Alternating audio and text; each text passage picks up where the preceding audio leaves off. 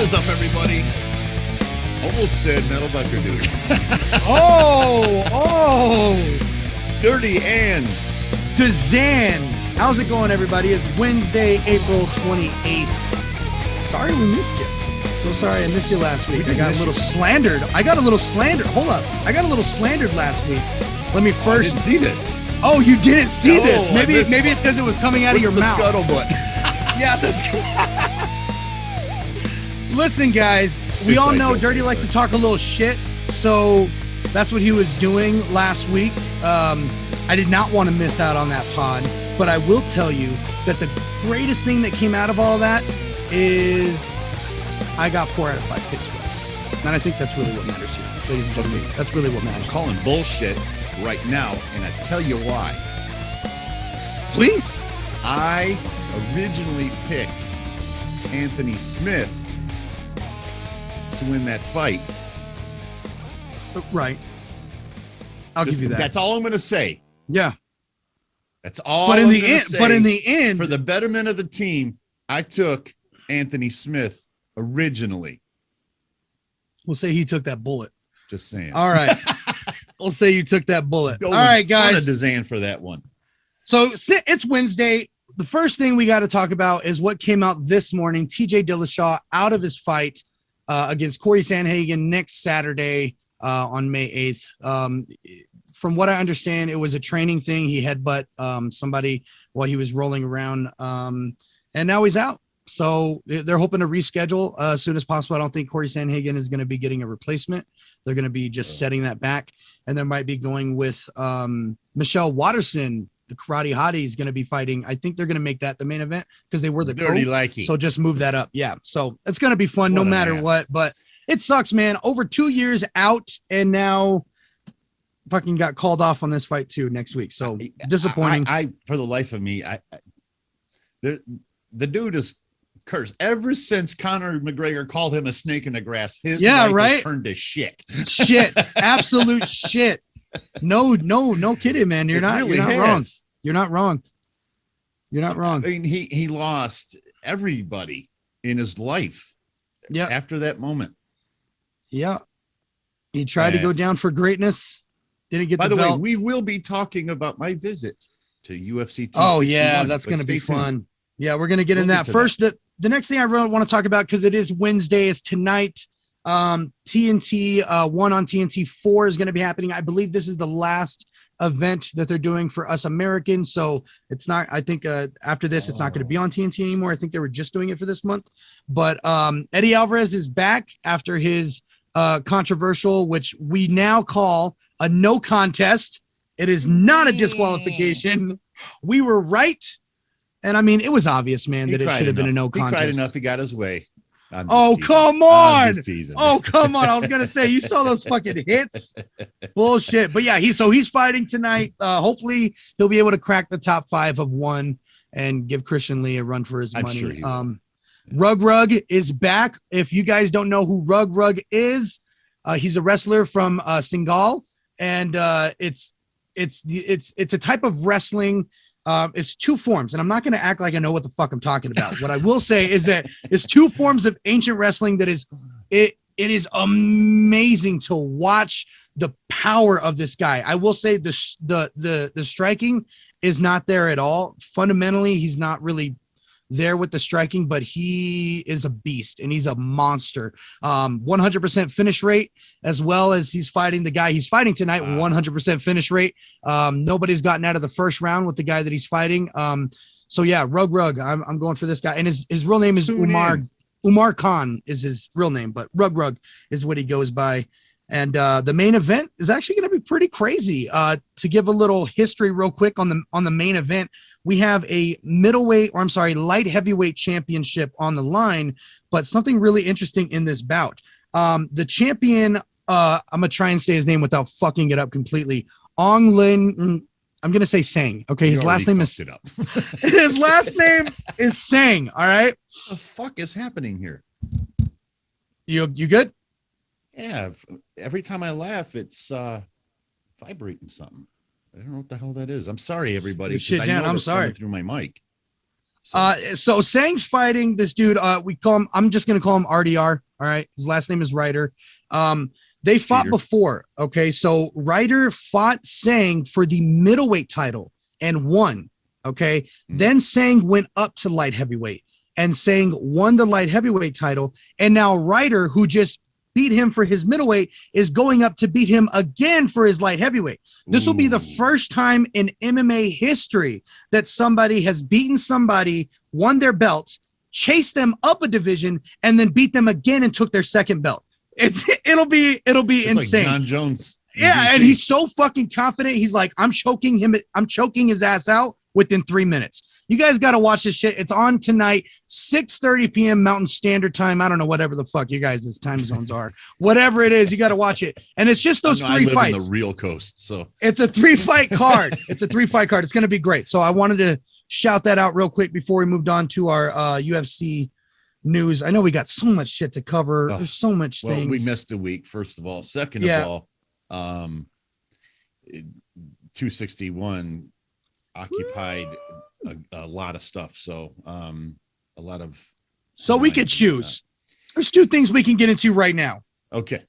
261 or this little annoying gnat that has been buzzing around our fucking community for so long. Let's hang on to that one.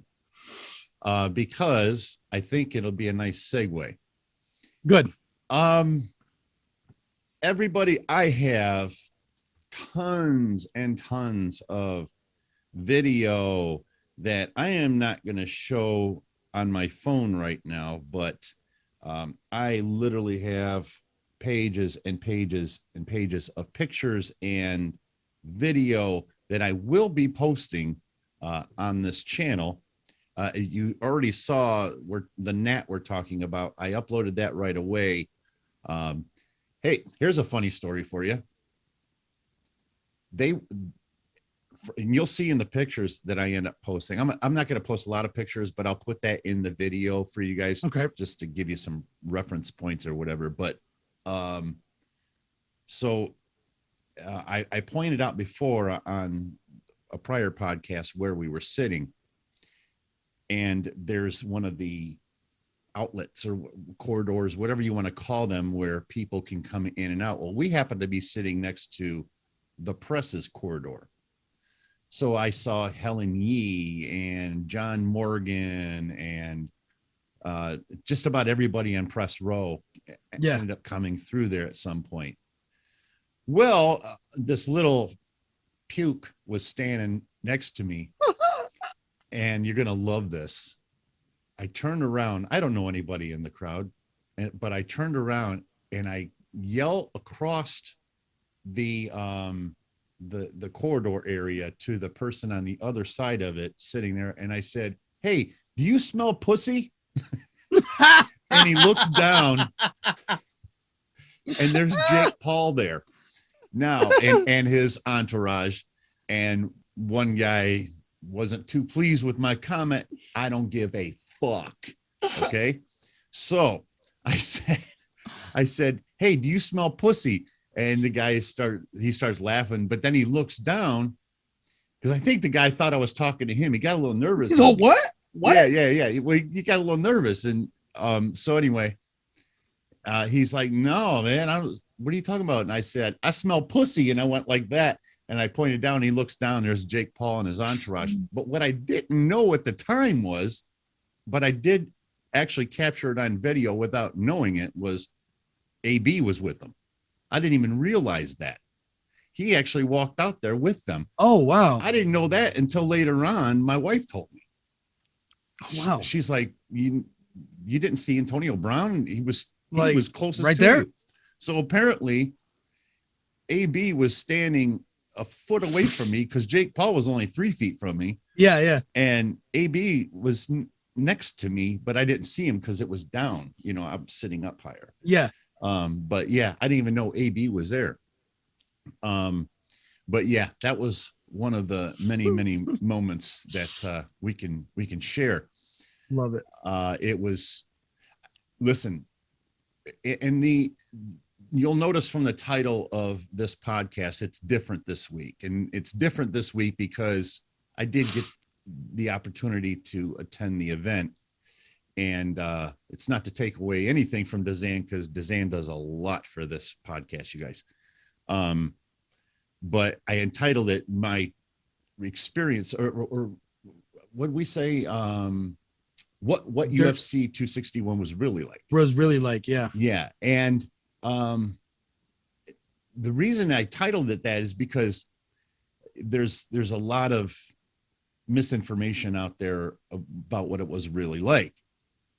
From the time we got there, it started raining. My wife is freaking out because she just did her hair and this and that. You know how that goes.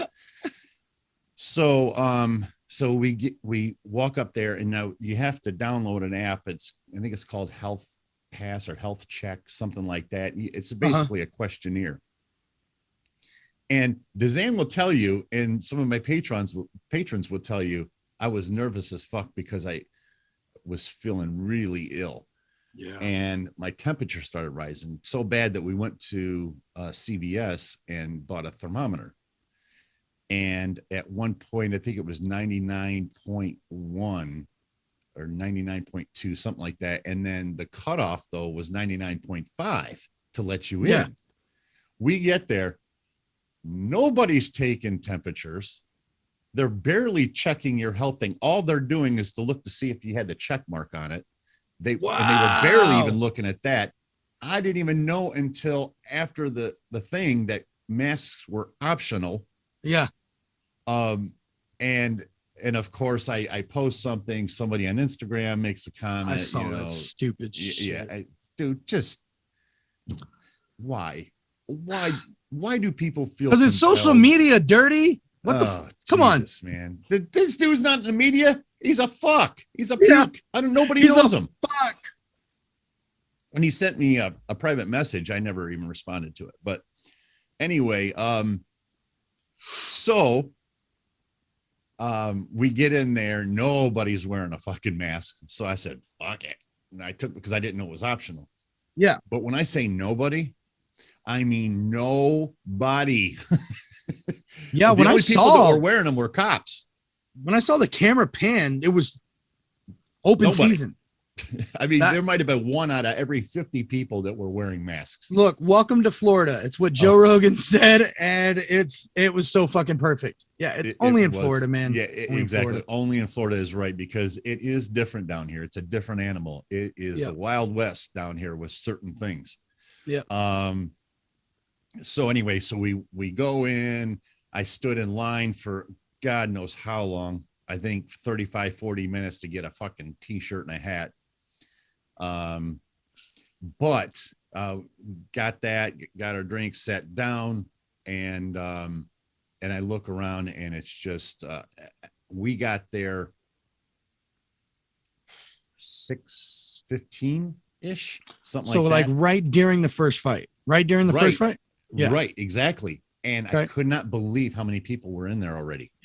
Yeah. That's what blew me away, because I kept telling her, man, I'm like, this is too early, you know. But it was raining. Yep. Anyway, look, never too early with the kind of prelims that we saw. No, but I'm glad I went in. Right. Prior to that, my mindset was fuck these early prelims. Yeah. So anyway, and then even sometimes the first fight or two of the prelims are usually snooze fests. Yeah. Anyway, so we get in there, and there's, it was 15,200 capacity, I think it was, or 15,600, something like that. Well, at this point, there were at least 6,000-7,000 people in there, which you never hear of. Never see that shit on you prelims. Never see that. Prelim before 8 o'clock, you don't see that shit. Exactly. Like, yeah, before the main card. Yeah. You don't see that shit. DC even made a comment that he had never seen that many people there for the early prelims. This early, yeah. So at any rate, I mean, I'm sure it felt like something else, Dirty, right? It wasn't just an event back. It felt, just from watching it on the television, I could only imagine how it felt to be there, it was more than an event. It was an event. You know what I mean? Very, very different, I'm sure, right? Exactly. And somebody actually, it's funny you said that, because about 4 or 5 rows back, somebody yelled out, "History is being made today, people, and we need to be a part of it." And when they said that, I never even thought about it in that context. I knew that this was the first event back, you know, fans, and I knew there was a certain amount of gravity to that. Yeah. But I didn't really think about it in that as being that deep or anything. Yeah. And then when he said that, I'm like, man, you know, he's right. We kind of have a responsibility here. Well, everybody took this very seriously. Yeah. Because when we left UFC 261, my ears were ringing as though I just went to a Tool concert, or I'm sure it's loud as you know, fuck a in there. Metallica concert. It was so loud. It was so loud. I've been to hundreds of sporting events. I had season tickets to a minor league hockey team for 9 or 10 years.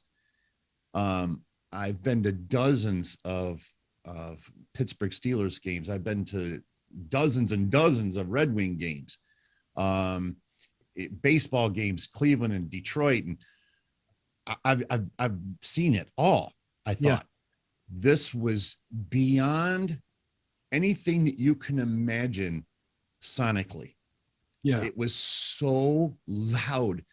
And that night when I was laying in bed, my ears were still ringing.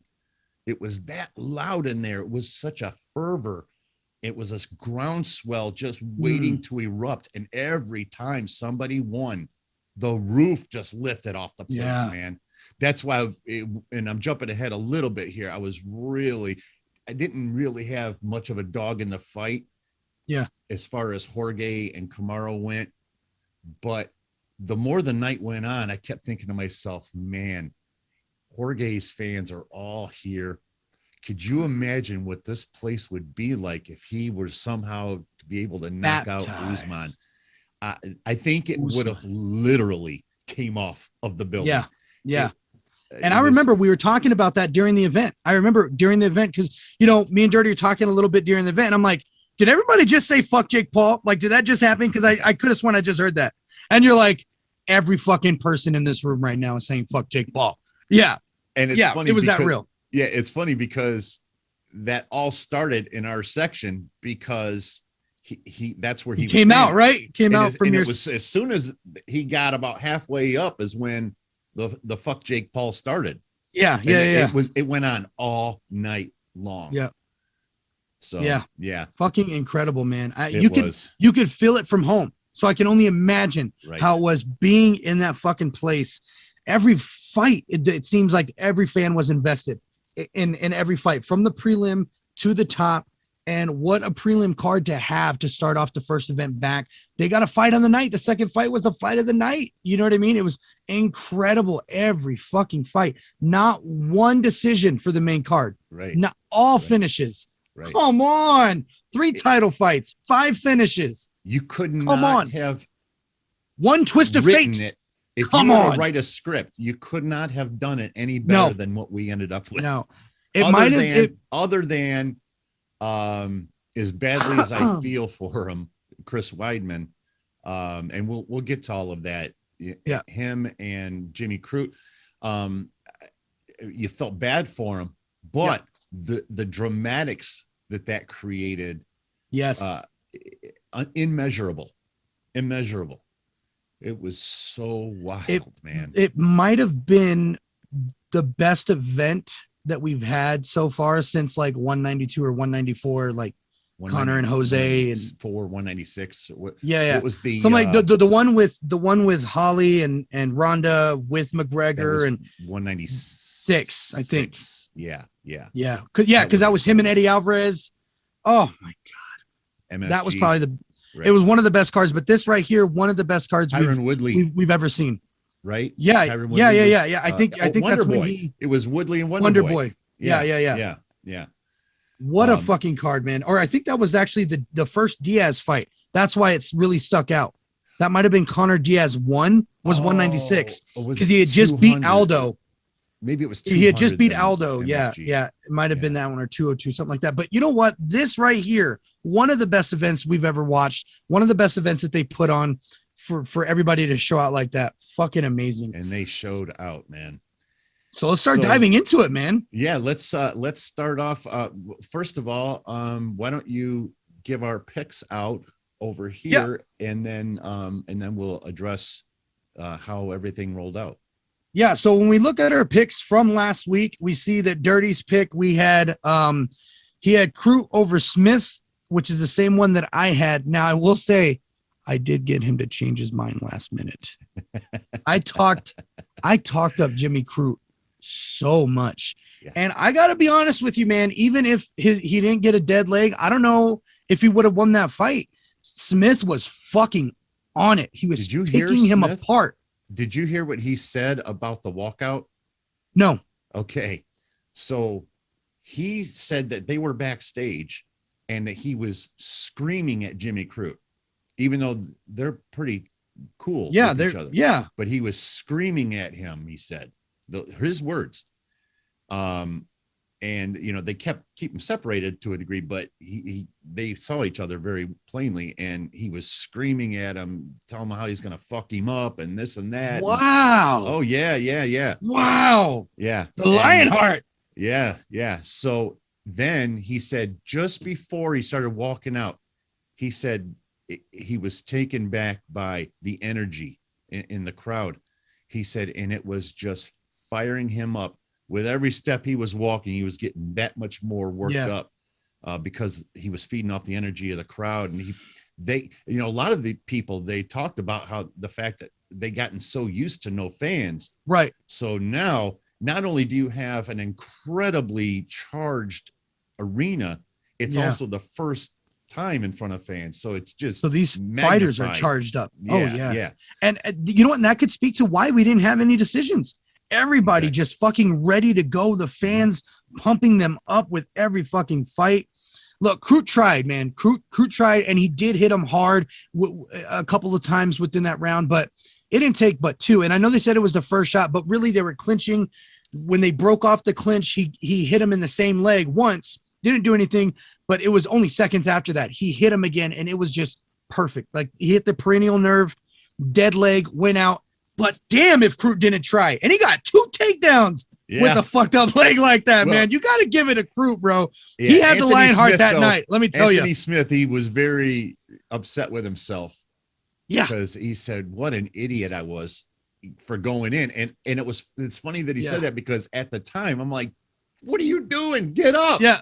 Get up. Yeah.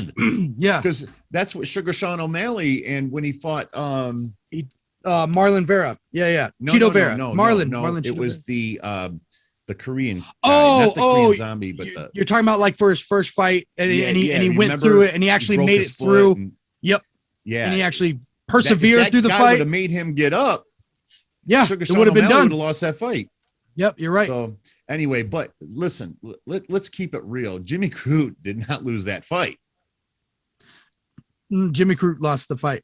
No, he didn't lose that fight. What are you talking about, DZAN? Ask he Sugar Sean O'Malley if Jimmy Crute won that fight.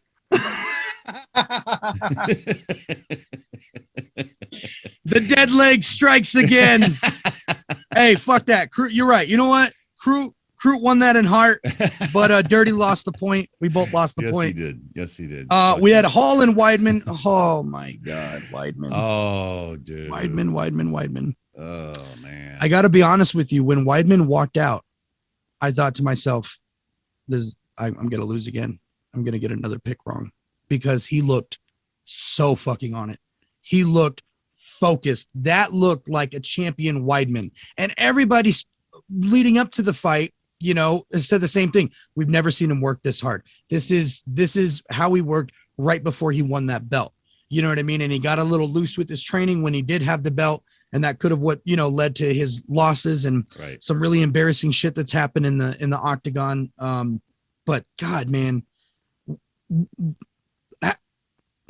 for this to happen with Anderson Silva and Weidman on their second fight, and then now Hall and Weidman on their second fight, they're not very great. Understand?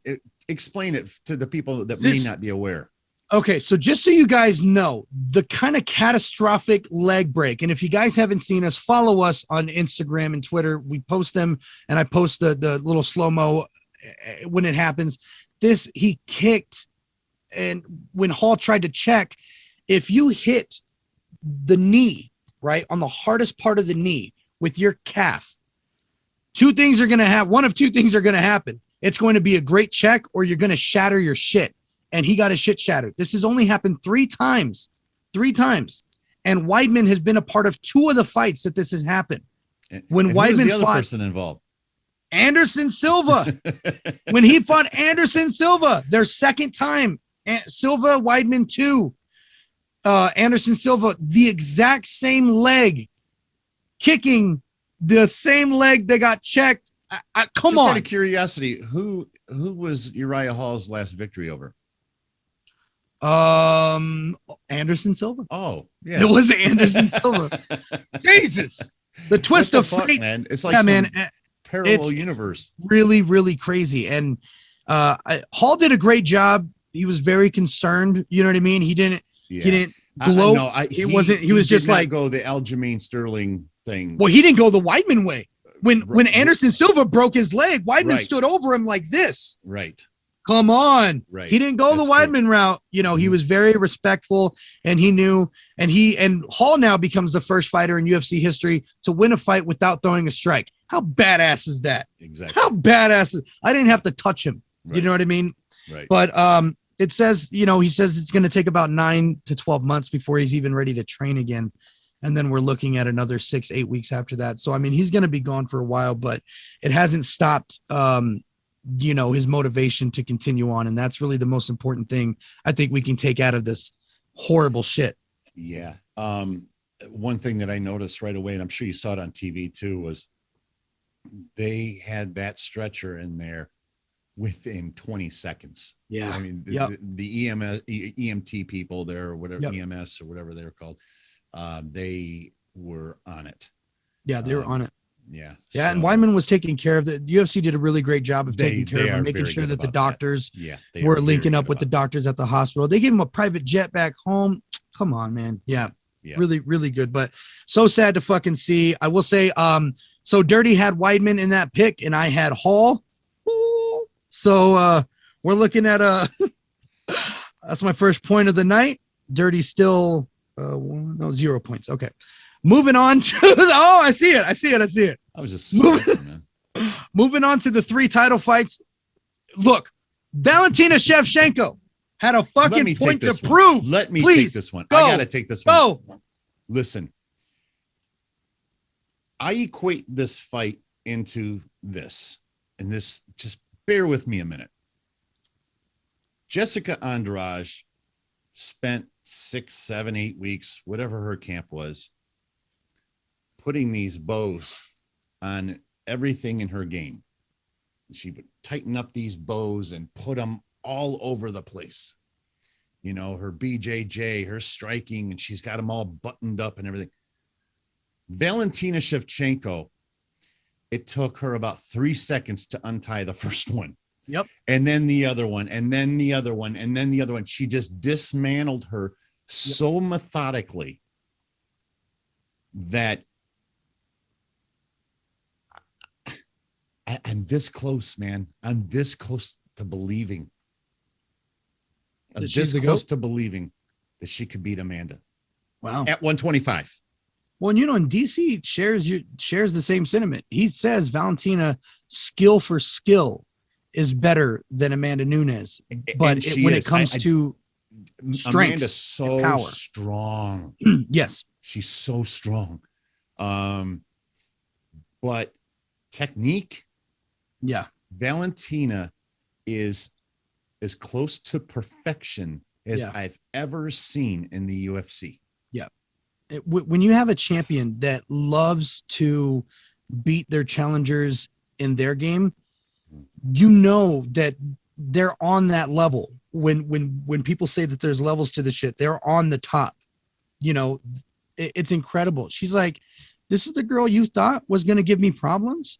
You thought because I couldn't, because I was held down in my last fight, you know, that I couldn't get up against Maya, that this girl's going to be able to handle me on the ground. No, I'm going to go ahead and make my career best and get 7 takedowns against this girl. And then I'm going to finish her on the ground.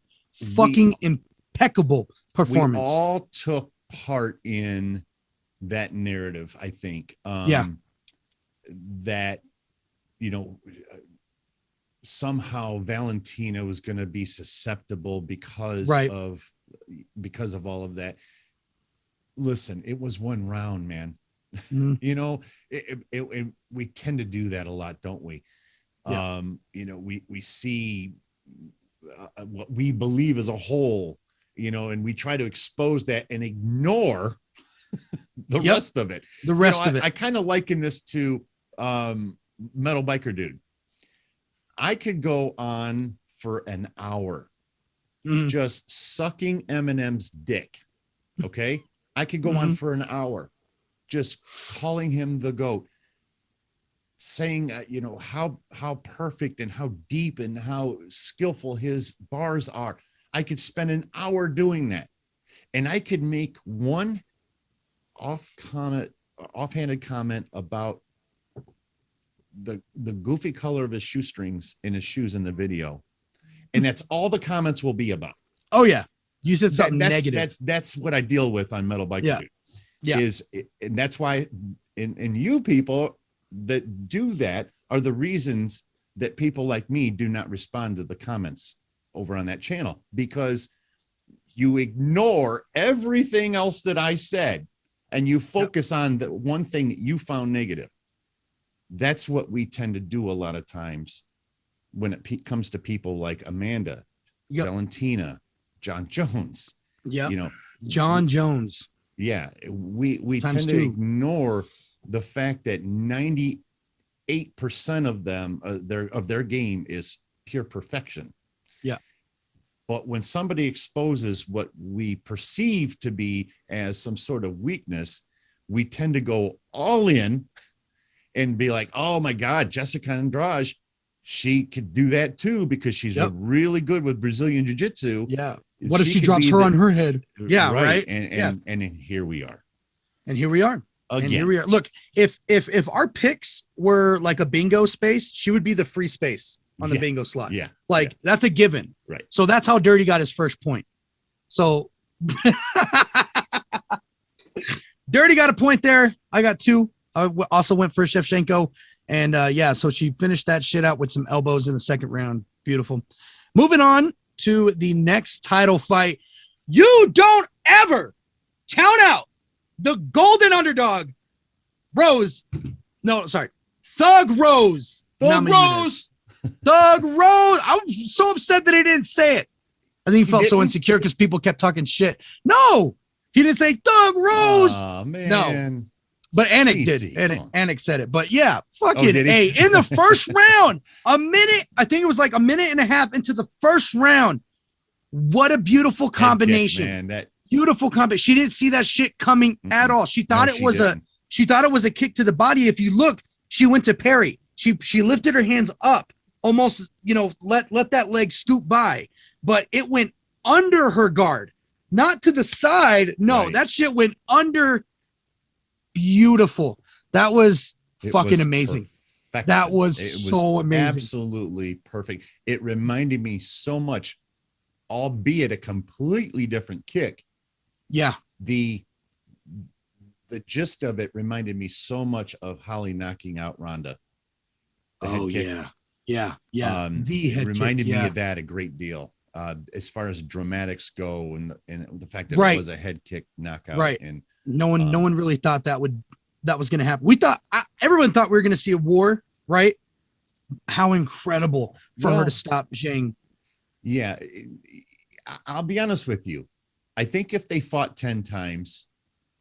I think Rose wins 6.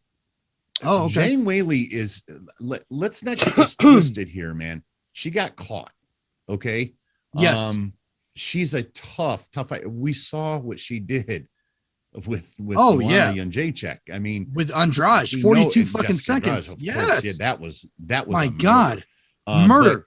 Yeah, let's not get caught up in that, because that it goes back to the Valentina thing. Let's not ignore the whole body of work here. But with that said, I don't think I could ever pick against Rose. Yeah, man.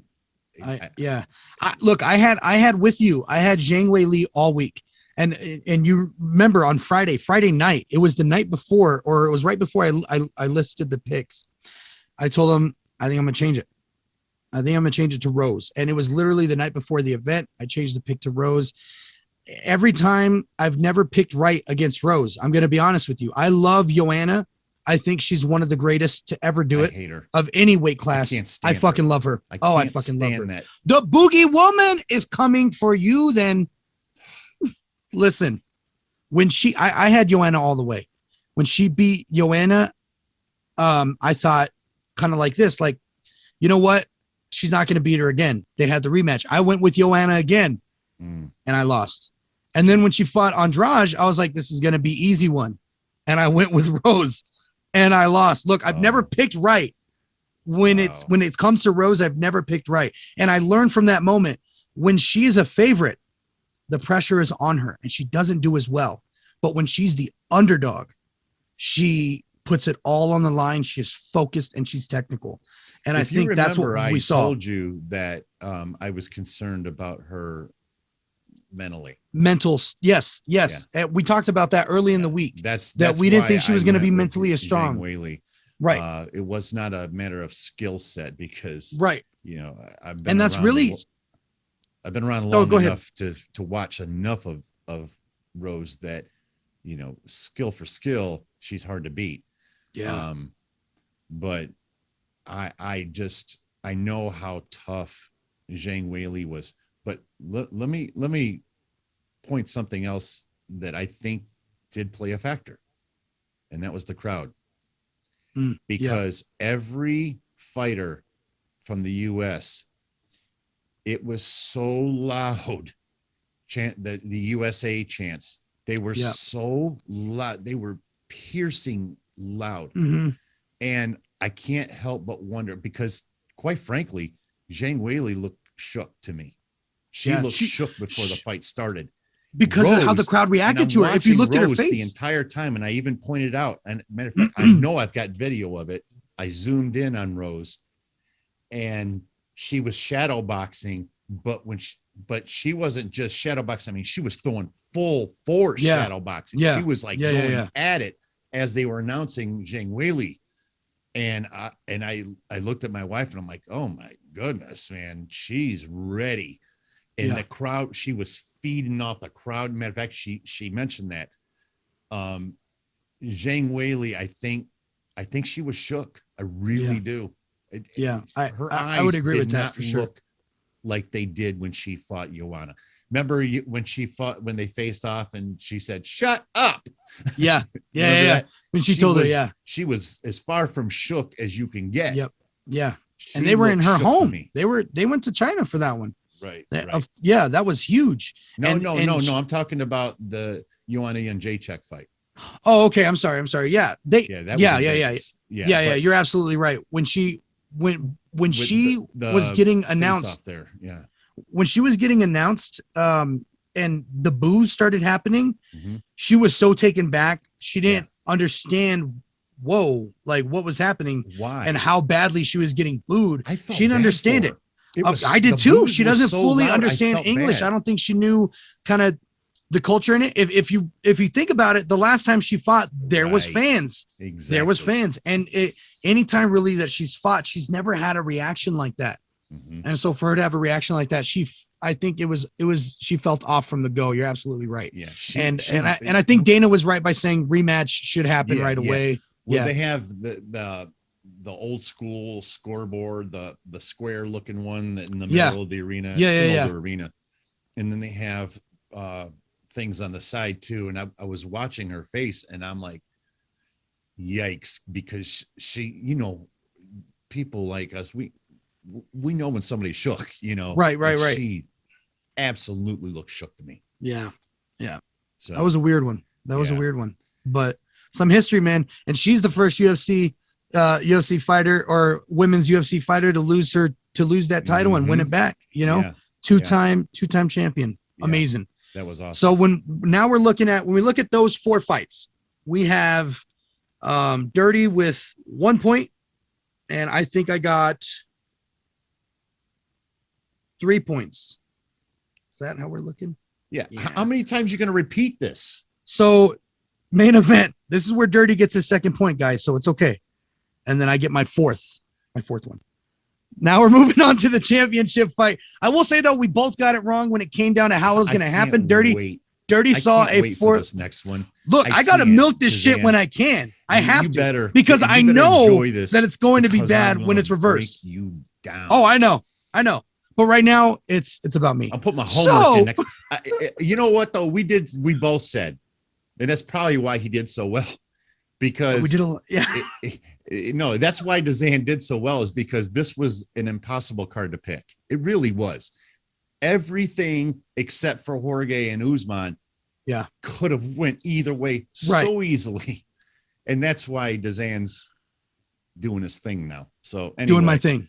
So can I do my thing? Can I finish? Do my thing? Your thing. Let's all right, cool. So, just kidding. Look, Dirty saw a sub in the 4th round. Dirty saw a sub in the 4th round. I saw a 5-round decision, and hot diggity, damn, were we wrong? No, we're looking at a knockout in the 2nd round. What the fuck? We're looking at. I saw the sweat. The picture. I saw the sweat flying out of the cage. Yeah. It looked like he punched him into orbit. When we talk about a baptism, he was baptized. And God, that was a punch, man. That was a punch. And Usman, I mean, I'm so sorry. Masvidal, you got to give him all the credit in the world.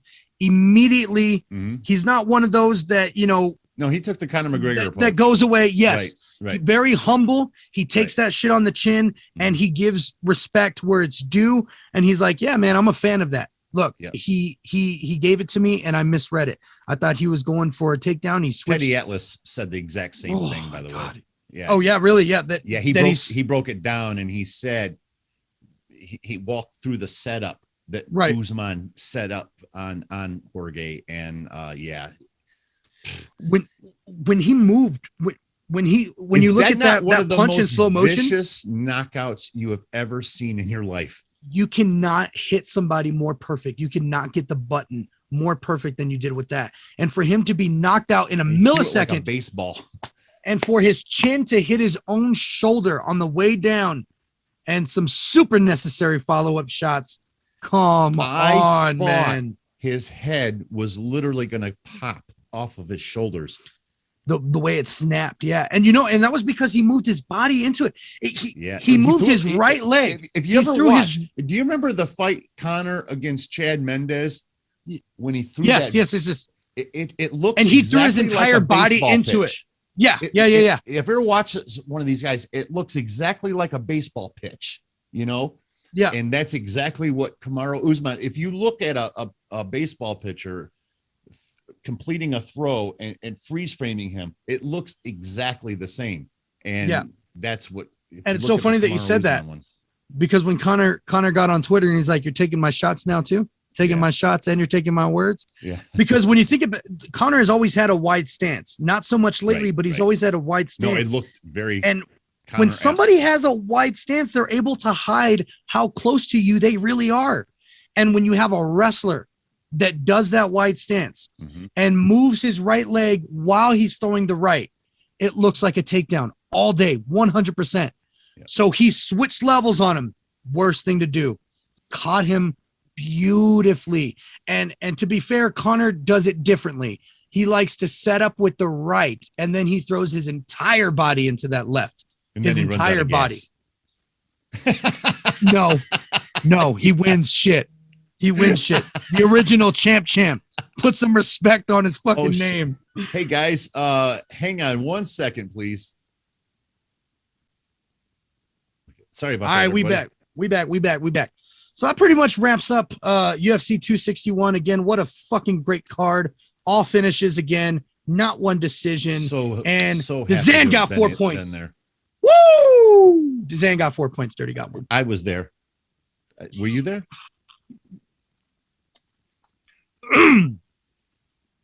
No. No, you weren't. Yeah, No, I I was. wasn't. No, I wasn't. I don't know if you were. But I was right. Were you right? I was there. Were you right? Were you right? Yeah. I had a lot more fun. Oh, so you got to see in person my picks. You can happen. be right. I'll have fun. How's that sound? You get to see my picks happen in real time, and you get to be there. How amazing was that? And you're just thinking, wow, DZAN is really so amazing. Is I never thought about you for 1 second. All right. Can we finally talk about this fucking Nat? Can we finally? I know we talked about him a little bit, but we got to talk about why is he making such an. I think we do at this point. He's so embedded now in our sport. But I think that we have to talk about it. But I think we have to. Here's the thing, though. DC walked right into it, and that's what we're doing. We're walking right into it. We worked ourselves into a knowingly. Yeah, but you know what? This little shit has trolled to the point where it's no longer like this little thing that we can shoo off to the side because of his fan base. And now you got all these fucking people on social media that don't know shit about mixed martial arts. Oh, talking sure they so much shit. Talking so much shit. You know what I mean? He made the comment on Ariel's show that DC doesn't live in reality. That Daniel Cormier doesn't live in reality. This dude is the epitome of living a fantasy. Yeah.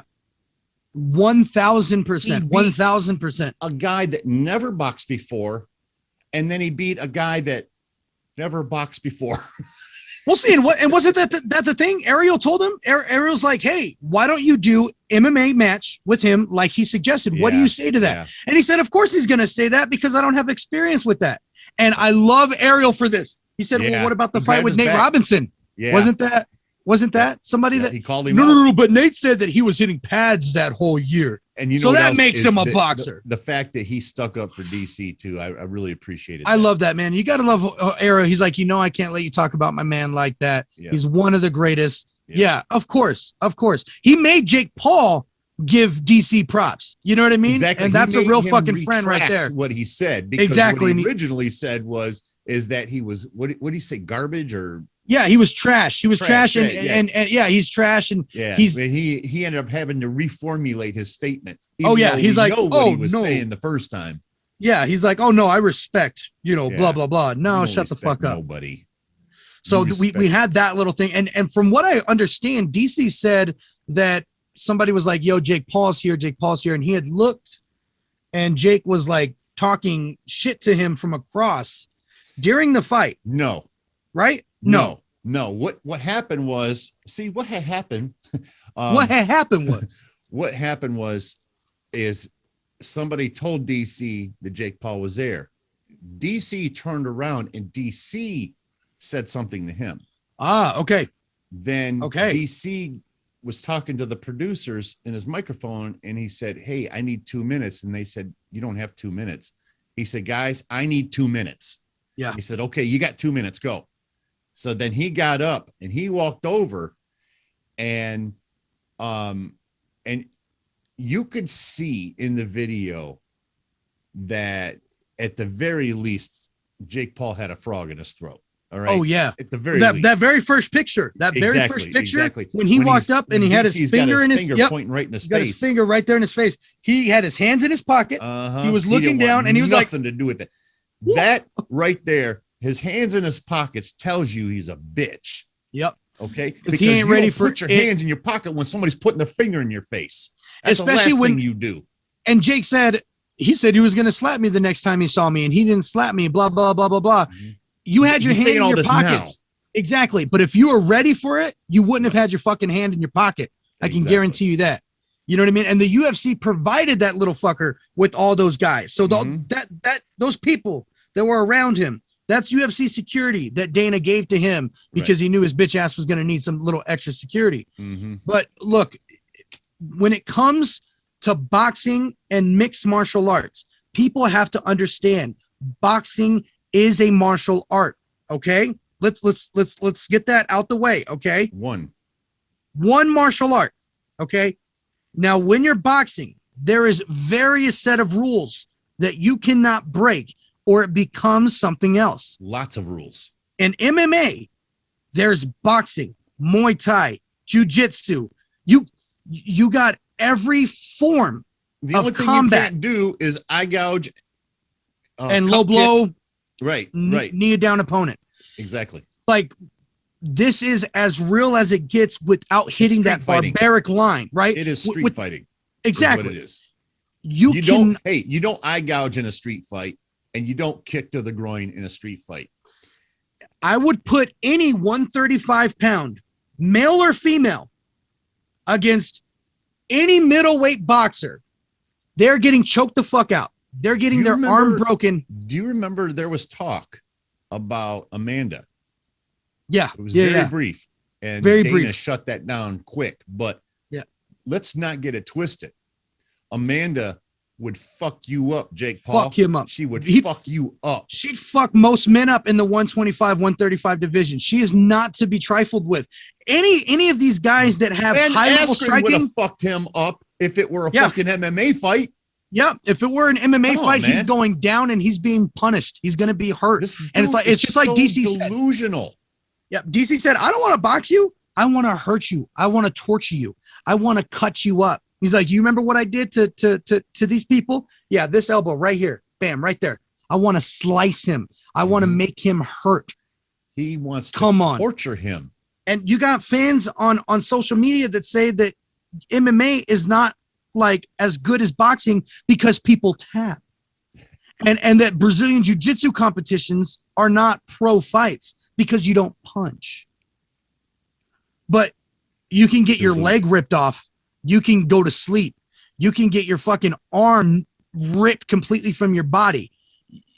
People don't understand that there's other combat sports. Has anybody ever seen an arm bar gone wrong? If you haven't, YouTube it and you'll see exactly the type of shit Jake Paul would be up against. And if you want to see somebody who has put their life in jiu-jitsu and has the flexibility to handle those kind of arm bars, watch Oliveira and Ferguson. And you can see the kind of flexibility that these guys have and the kind of work that these motherfuckers put elbows. In. Once you fight Tony Ferguson. There's the sharpest elbows in the fucking game.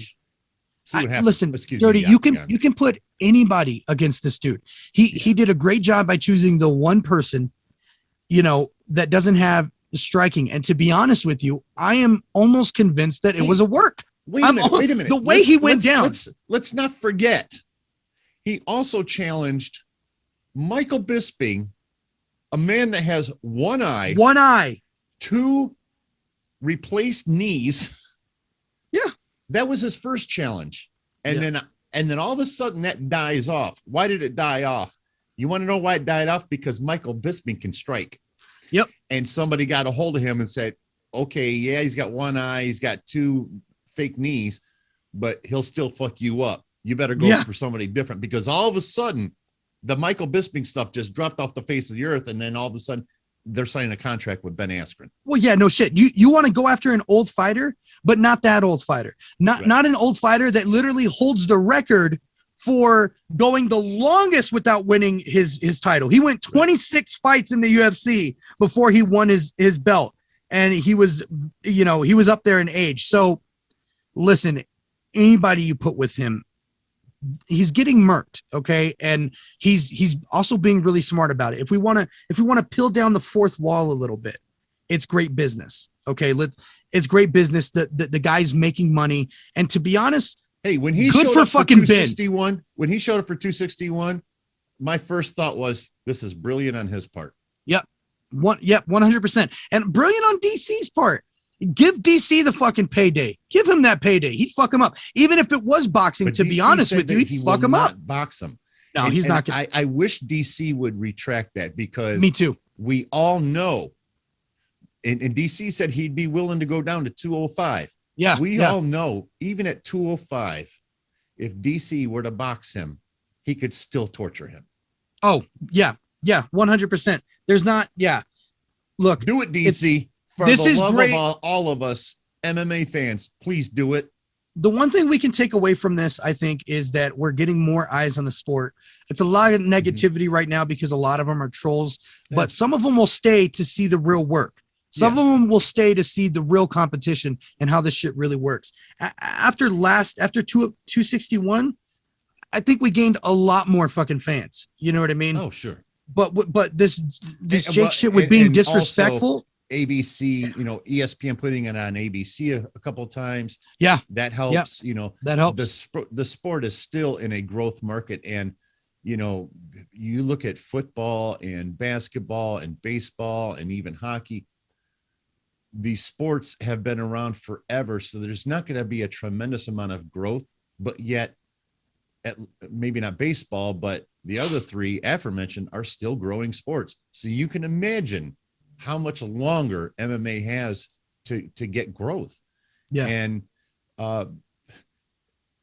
it's just simple logic that the more exposure they get, that the quicker that growth is going to happen. And, with things, as much as we can't stand this puke, the reality is, and by the way, DZAN doesn't know I'm going to do this, and I'm guessing this is never going to go anywhere. But I'm an old man. I'm old. I've got a lot of health problems. But I'll fight you, Jake. I promise you, I'll fight you. He fuck you up. I will fuck you up. I promise you. So you want me? Sign the contract, Paul. Yeah, you sign the contract, Jake. Sign the fucking contract. But go back a few weeks ago when Jake Paul's in that fuck of a teammate wants to go and disrespect Tyron Woodley. Yeah, who the fuck do you think you are? Who the fuck? Yeah, tell that story about. I don't even want to say this fucker's name. I don't want to say his name, one, because I don't quite remember it too much, but it's something with an L and lion or some shit. But Tyron was in Ben's corner during the boxing fight, and he went to go inspect the gloves. And this fuck was like, "You don't know nothing about these, champ." Tyron looked at him like, "What?" He's like, I got 5 world titles. I'm a Hall of Famer. You know what I mean? He's like, "Yeah, but you don't know nothing about these. You got them little gloves," which, sidebar, those 4-ounce gloves will fuck you up a lot more than a 16-ounce glove. Okay. Exactly. Okay. Let's untime. Right. But he's like, "Yeah, you don't know nothing about these gloves right here." And he's like, "I'm already a Hall of Famer. I don't need, that." And he's like, "And I'm a champion too." And he's like, "What's your name again?" And he told him his name, and he's like, "Yeah, signed to so-and-so. I got my belts too, champ." Get the fuck out of here. And good on Tyron to keep it, professional and not take his ass to the ground and, murder him. Good on Tyron for doing that. But how fucking disrespectful for these little fucks. You know what just hit me? I think Tyron Woodley would be the perfect person. And hear me out why. First of all, very close in weight. So Jake Paul doesn't have to change a thing. Mm-hmm. Second of all, Tyron Woodley has a horrific record as of late. Yep. So there are going to be a lot of people putting money on Jake Paul. Yep. You and I know better. We'll make that money. Exactly. But, and anybody watching this video, we all know this. But I think Tyron Woodley would be the perfect person, because Jake Paul would probably look at his last few fights and be like, "Well, he's not doing very well. He's he's on his way out of the sport or whatever. This would be easy pickings too." Yep. But I think that's the one guy that you could look at and think, well, Jake Paul could have a chance on him. Again, we know better. Yeah. But the casuals. Of course. They're like, yeah, he's 0-4 in his last 4 fights. Yeah, exactly. Yeah. They would eat that up. Fuck yeah, they would. But Jake doesn't want that. Might get it twisted too. There they might. Money to be made, Jake. Yeah, no shit, man. No shit. And with Jake, Jake calling out, Woodley calling out Jake, because he did. He's like, "Yo, we're the same weight. Let's do this. I'll do this right now." And Jake was like, "Nah, you fight you fight my homeboy that was talking shit to you. You fight him, Right. and I'm gonna go this way. No, fuck that. You're looking for another fight. Here he is, but you're going off, calling off all these other old guys. You know what I mean? Thinking you got a shot. There's some real traction right here. Let's see it. He doesn't want that fight. He doesn't want that fight. Just like he doesn't want the Kamaru fight that he fucking was talking about. I'll take that champ too. Come on. Kamaru posted on Twitter, keep making your money, young man. You stay on that side. I ain't no Disney kid, and I don't play fighting. That's some real shit. Too. That's some real shit. And for Jake to come back, he tweeted back at him, challenge accepted. If Dana White lets you fight, it's on. Get the fuck out of here. I would like to see that too. Yeah, I think Dana White would. That's the one fight that Dana White would jump all over just to permanently shut this fucking puke up. And going back to what we said before a few weeks ago, Dana, slightly said, I'll send Amanda over there to knock his ass out. Yeah. Like, he's not a problem. He's not a problem. Right. He's really not. But I don't have any more on this guy. I'm sure we're going to be talking about him next week because there's going to be more shit coming out. We might even get a fight announcement coming out with him. So, we don't know. I've been rethinking some things as you were talking, boring me to death. But well, it was actually more when you were talking about the picks. But anyway, no, seriously, I think what I'll do is I'll do a compilation video. And because I was going to attach it to this video and maybe put it at the end or something, but I think I'll just do like a compilation video for everybody just to kind of get a feel for what it was that I saw from my vantage point and things like that. I'll just do a separate video on there. So if you guys want to watch it, there'll be, celebrities in there and everything else. So if you want to check that out, I'll post a separate video for that. Fuck yeah. Basically just a report on UFC 261. But I went to the doctor yesterday and my wife goes to this particular doctor as well. And the girls that run the front counter and reception said, you have a good time at UFC 261? I said, yeah, we had a great time. And the one girl said, did she see Tom Brady? And I said, of course she saw Tom Brady. And she said, did she get pictures? I said, of course she took pictures. She said, did she zoom in? I said, of course she zoomed in. I said, she zoomed in so far she could count the cavities in his teeth. Yeah. So anyway, a lot of celebrities, man. There were a lot of celebrities there. I big didn't event, man. see them all from my vantage point, but we saw MGK and Megan Fox was not there as far as I know. So trust me, I would have peeped that out in a second. But there are plenty of pictures that from the lens of dirty, and I think most of you know what I'm talking about. And we'll be able to spot them out pretty quickly, I'm sure. Yeah. So anyway, it'll be good for nice separate video for you guys to watch. So, and what I may end up doing is getting rid of the audio and just playing some music underneath it or something. Oh, like dope. That. Yeah. But anyway, we got some new fight announcements that just came out. UFC 263 happening in June. So after the May 15th, everybody knows May 15th, we got Michael Chandler and Charles Oliveira and Nate Diaz versus Leon Edwards. But June coming up, UFC 263 co-main event. We have rematches. We have Figueiredo versus Moreno. We have Figueiredo versus Moreno 2 happening.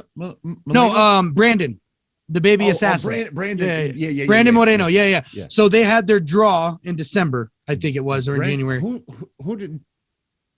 Was it Jeff? Oh, Jeff Molina. Oh, okay. He fought in 261. Yeah, in the prelims. Yeah. Sorry about that. So, we got Figueiredo versus Moreno 2, and then the main event, Adesanya versus Vettori 2. So, those are going to be some great fights. Got some great fights coming up. Yeah, that's for 263. Adesanya back at it again, man. Really quick. Quick turnaround for both. Quick turnaround for both of them. Vettori just had that dominating performance over Holland. Yeah, man. That's going to be a great fight. And then UFC 265 in August. Nunes versus Pena. was announced. Are you kidding So, me? yeah, I didn't hear that's about that happening. either. Wow. Yeah, that one was just I'm a busy announced. guy, sorry. So August 7th, Nunes versus Pena. That's the only fight announced for that card so far, UFC 265. And then we have the rumor yesterday with Hamzat Chimaev trying to get the fight with Nick Diaz. Well, nothing's official yet. Nothing's official yet. Well, but didn't Dana address that? So they asked Dana, we saw Nick Diaz in attendance, and he's like, yeah, Nick Diaz wants a fight. I'm going to talk to him afterwards. And they asked him, is Chimaev off the table for him? And he said, no. That's where the rumors started. And then Hamzat started posting on Twitter promo pictures of him and Diaz saying, let's get it. I'm coming after you. Hashtag 209. Taking that fight if I'm Nick Diaz. I'm not taking that fucking fight if I'm Nick Diaz. If I'm coming back after 5 years, I'm not fighting a hype train. Right. No. Not only a hype train, but somebody that's much younger. I would take Lawler. Frankly, I think that would be a great fight. I don't know. And I love Khamzat Chimaev. Don't get me wrong. And I'm so excited for his future. But the reality is he hasn't fought anybody yet. Right. And if I'm Nick Diaz, I'm looking at that saying, well, wait a minute. I'm Nick fucking Diaz. Man. Yeah. I need a name. I need somebody that's proven, that this isn't going to flop once the bell rings, Right.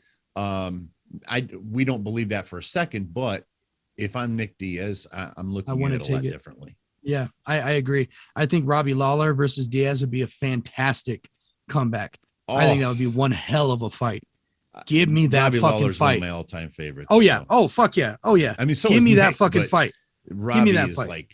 I love Robbie Lawler. Robbie can take punishment, and Nick can go the distance. Mm-hmm. Give me that fight. I want that fight. And I don't want Hamzat. Go the distance too.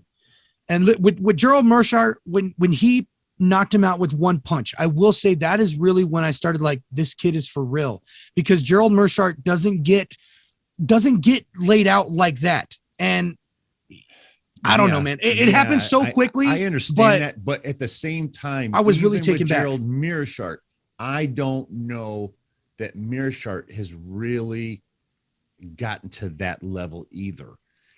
I agree with what you said. He just had a dominating performance. I know dominated. Yeah, I know. But as they always say, there are levels to this, man. You're right. And I just feel like as soon as Khamzat Chimaev gets to that upper echelon of fighters, I just don't think he's going to roll like he's rolling right now. Yeah. UFC is doing a great job of bringing him along. Yeah. Just like they do with so many Sugar Sean. They're making sure he's getting the best training, the best doctors, the best everything. Yeah. Of course. Yeah. And he's Dana's boy. That's for sure. Listen, when Dana says he's never seen anybody like this, not even a Conor, not even a Ronda, this is somebody different. He's going to do everything he can to make sure that he has what he needs to be successful, but it's fun to talk about, but I don't want to see that fight. I don't want to see Diaz versus Chimaev. Please, I don't want to see that. I don't want to see it for Nick. As a fan of Nick, I don't want to watch that. I don't want to watch that. Case, and I don't think Hamzat has earned it. Ugly and just completely unravel everything Nick Diaz ever worked for. You're right. Yeah, I don't want to see that shit, and I don't think Hamzat earned that fight either. So listen, it goes both ways. I don't want to make it sound like I think that Nick Diaz is some kind of pussy but he's been out of the sport for 5 fucking years. First of all, second of all, what else are we supposed to think? You know what I mean? He doesn't have right. Yeah. Right. Yeah, he's old school, man. I don't know, man. I'd hate to see that matchup. I'd hate to see that matchup. Yep. I don't want to see Nick Diaz get embarrassed, Me either. Yeah. I want it to be a great comeback. Whether he wins or loses, I want to see a good fight. I just want to see Conor McGregor fight Kamaru Usman for the same reason. No. Yeah, I agree. I don't want to see that. Well, sometimes you want to let the ones who are great stay great. You know what I mean? Because when they get into that time, exactly. Nate Diaz, let them be great. You know what I mean? Just let them be great.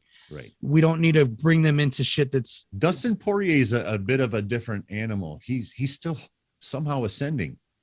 As long as he's been in this sport, he's still kind of ascending. and Fucking which is A, man. remarkable when you think about He's it. had several surges, right? In the 145 and then in 155. Man, this guy. And then there was some talk about him moving to 170. And I don't know if you saw the interview with I saw Ariel. that was Ariel. Yeah. And he said, listen, I'm walking around at 178 and I'm looking at Kamaru Usman walking around at Yeah. 192, Yep. So, Yep. And he's like, why 170? He's like, why not, Ariel? Yeah. You see this? These? Come on. Yeah. And you never know, man. I mean, it's the same shit that Connor talks about. Mhm. I got my 145 belt. I got my 155 belt. I might have to come and take your belt. You know what I mean? Kind of thing. So you never know, man. That's why we love this fucking sport. That's why it's the greatest sport in the world, man. It really fucking is.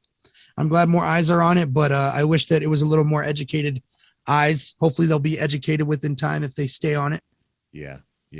But I mean, that's really all I had for MMA news. Influx of people. Yes. Unfortunately, you got to take the good with the bad too. So yes, you're going to get the Jake Paul fans and stuff like that too. That they just don't know the first thing about MMA, and then it takes them 3 or 4 years to figure it out, and then all of a sudden they're like, oh yeah, I guess Jake Paul wasn't that good after all. Yeah, it was okay with the Connor casuals because they were kind of from the sport, but this is just totally different, and I don't fucking like it. Actually, I think there's a remarkable difference because the Connor casuals are still here, number one. Yeah. And also they learned the sport along the way. Right. I don't even know if there are any Connor casuals left. Right. I think they're just MMA fans now. I started as I wasn't a Connor casual. I started watching the Iceman, and you know what I mean? It was something that I watched when the big events happened, right? I guess you can consider that a casual when I was a teenager, right? Same here. Yep. But once McGregor and Ronda hit the scene, I was all in on the sport as a whole. It wasn't just Connor and Ronda.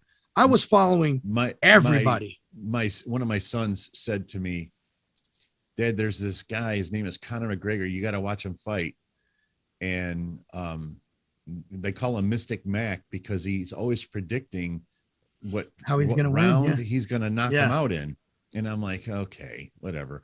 Well, then the first fight I watched, as he said, I think was Dennis Seaver. Because I didn't see the Marcus Brimage fight when it happened. Yeah. Right. And I think it was the Dennis Seaver fight. And he, of course, he predicted shit. He was from the Ultimate Fighter. I can't remember his fucking name.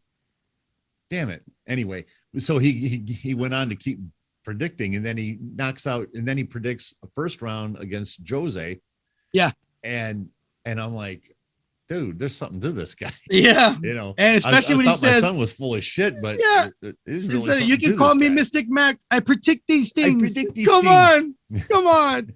Yeah, man. That's when I went all in. And these guys coming from boxing or coming from Jake Paul's shit, they just don't know shit. Hopefully they'll start learning. They're going to learn today. What they are. They're not even fans of boxing, really, let alone MMA. So, right. It's a completely different thing, right? Completely different animal. So one thing I wanted to touch on, if we could move over, I mean, that's all I had for MMA. I don't know if you have anything else. I know we probably exhausted ourselves with that shit, but music, I didn't have much for music. We had that big thing happen with Shady Khan last Saturday. If anybody has been paying attention, Eminem got into the NFT game, and there's been a couple of SNL sketches. One he did with a Stan, and then another one Without Me. The Stan one spoof. So then they did this one Without Me spoof that M didn't know about. He didn't know that they were making that one. It was so fucking funny, but it's in a way to promote that he's getting into this NFT game. I still don't know what the hell this is. I don't understand it completely. From what I gather, it's pretty much like a digital art that is currency. It's almost like if you put a GIF and Bitcoin and kind of put them together, you get kind of NFTs. It is supposed to be pronounced GIF, by the way. Yes, but I know that nobody pronounces it that way. Say GIF. So, I'm sorry. Whatever the fuck, man. Yeah. The picture thing that moves like a video. But yeah, the crappy resolution videos. And they're tied to these things called blockchains. And it's almost like if you were to buy a poster, okay, and you hang it on your wall, right? An NFT is like a digital poster that I'm keeping in my digital world, in my digital life. And it's something that cannot be recopied, reimagined. It's one of one, I believe, most of them. I know the NFTs he was selling, there are multiples of them, so you can buy them out. But then there was one NFT called Stan's Revenge, and it featured artwork of a bunch of shadies walking down this almost conveyor belt while the Jason mask kind of slid down, was like cutting, and saws in the background. But what made this NFT so perfect is that it came with an original beat that Eminem made that nobody's ever heard. And the beat is called Stan's Revenge. And so with this NFT, you get this beautiful digital moving artwork with Eminem's beat in the background. And I'm blanking. I don't know if you guys know Tom McDonald. Tom McDonald is a rapper. But he won that one of one. He won the bid was $100,000. And he won that NFT one of one Stan's Revenge. So I don't know what else to say about these NFTs. They're brand new. I got to do more research on these things because I might want to get me some of these motherfuckers. Very interesting. Matter of fact, I guess it would be worthwhile looking at companies that are creating them. Yeah. In the future, because that could be the next Bitcoin kind of thing. Exactly. Yeah, and who knows? It might be something with that. Yeah, and when you think about things being just investing is what I'm referring to. Right, investing in it, and that's where it kind of gets its currency value, right? Because if you have an NFT that's one of one, okay, like you go to a pawn shop 50 years later when you have something from the past that's historic, you get good money for it, right? What is it going to be 50 years down the line when you have a digital NFT that nobody else has? You're exactly right. So, as you know, I'm a collector of guitar pedals. I have an addiction, actually. A healthy addiction or an unhealthy addiction? It's not healthy. Ask my wife. It is not healthy. But so like, guitar pedals, they have serial numbers on them. Most of your good ones do. This is a Boss, so this should have a serial number on it. Yeah. So you have a serial number on that. I don't know if you can see that or not, but if that said 000011, that was the 11th one ever made. This thing here, instead of being worth $120, it would probably be worth $20,000. Right. The very that's first. No joke. Yeah. I mean, some of these guitar pedals, there's a thing called a Klon pedal, and it's made by a company named Centaur. It's $5,500, and it doesn't really do anything. All it does is give you a little bit of more volume, but it's supposed to be the ultra clean boost or whatever. Anyway, right. Clean and crisp sound. It's uncolored is what it is. And long story short, people collect guitar pedals like they did baseball cards back in the day, and things like that. So something like that, I could certainly see the value when you make the reference of visiting a pawn shop in 50 years, and you see this sitting on there. It's not worth 100,000 anymore. Yeah, because it's exactly. One of one. Yeah. And so it's coming from one of the greatest rappers of all time. So and how awesome that he's the first one to really dip his toes in this as a rapper, to get into this field, being one of the oldest rappers in the game right now, that's still running shit and is still relevant, to jump into this new space. Look, 10 years ago, M said, I don't know Twitter, I don't know Facebook, I don't know how to turn on a fucking computer. I don't do that shit. He's always kind of said that he's never been technical, really with technology, he's never been that guy. Right. So it's awesome to see that he's in this space, and it's going to get a lot more people interested in it, as I am now, really interested in it, trying to see what it is exactly. So I'm really exciting, man. I don't know if there's more that you can get now, or how that works, but I'm going to look into it too, man. So really, really cool shit that happened over the weekend. Hey, I just want to point something out to everybody. I have a tick in my foot is constantly bouncing no matter where I'm at in life. Doctor's office, grocery store, I do it all the time. And I know that it shakes my camera when I use this camera. So I got a feeling that camera's been shaking a lot today. And Oh, for shit. that, I am terribly sorry. And I will work on that.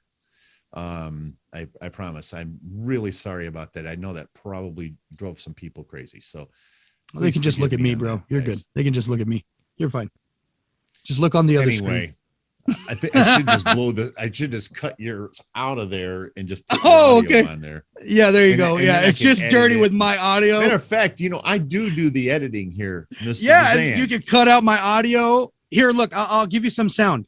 D, best ever. Wow. Dirty. Now you can just crunch it up. D is the best ever. Come on. Oh shit. All right, brother. Well, you got anything else?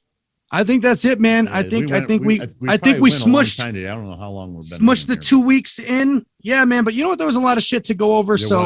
I'm glad we got to link up and talk about this shit. Yeah. And as we know, it's Wednesday and there's already shit popping off and going on about what's going to be coming up. So guys, just don't forget, there is Vegas 25 coming up this weekend. We will be putting our picks up on social media. Joel Shaw, though. Yeah, no TJ. That one, and so that was on the 8th. So we got this one on the 1st, coming up this week. I just heard what you just said. I'm like, what? So we'll get our picks up on there. Make sure you guys are looking out for that on Friday. Instagram. We'll get them up the day before the fight. Yep, Instagram and Twitter at Dirty and DZAN. We'll see you guys there for our picks, man. That's all I got. Peace out, guys.